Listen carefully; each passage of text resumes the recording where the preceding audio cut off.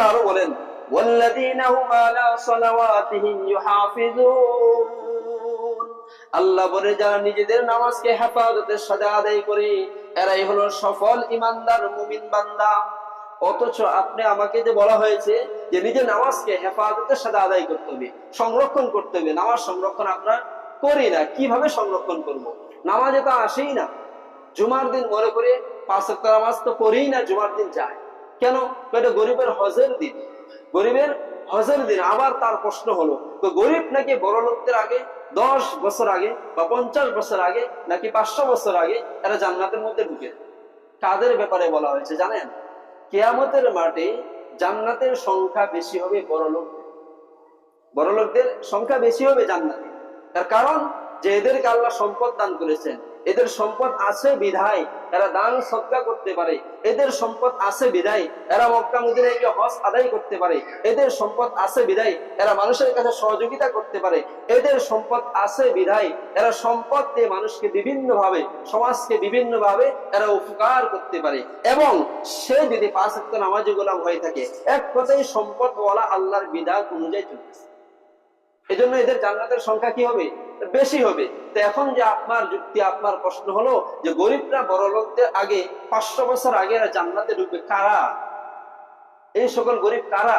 যারা ওই যে বড় লোক দান সদকা করে ইবাদত করে জান্নাতে সে যাওয়ার মতো অবস্থা তার হয়ে গিয়েছে, আর গরিব বেচারা টাকা পয়সা নাই কিন্তু এত পরিমাণে ইবাদত করেছে যে বড় লোকের ছাড়াই চলে গিয়েছে বা তার সমমান হয়ে গিয়েছে।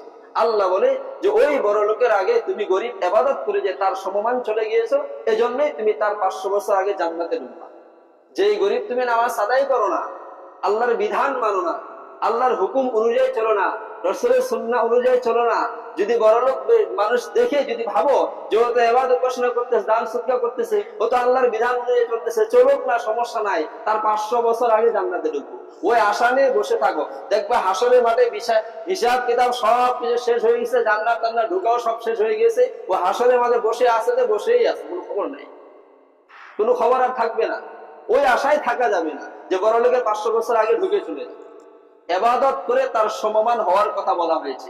যদি সমমান হতে পারো তাহলে তার 500 বছর আগে তুমি জান্নাতে ঢুকবে।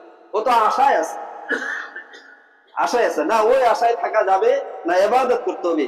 আল্লাহ এখন বলেন যে এই যে 10টা গুণাবলী এদের মাঝে রয়েছে, এরা কারা? এদের ব্যাপারে আল্লাহ তাআলা বলেন উলাইকা হুমুল ওয়ারিসুন, আল্লাহ বলে এই গুণগুলো যাদের মধ্যে রয়েছে এরা সবাই হলো জান্নাতের ওয়ারিস।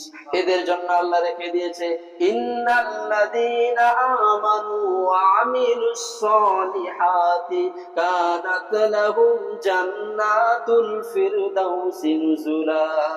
এরা ঈমান এনেছে এবং নেক আমল করেছে, ঈমান এবং নেক আমলের বিনিময়ে আল্লাহ তাআলা তাদেরকে জান্নাতুল ফিরদাউস দান করে দিয়েছে।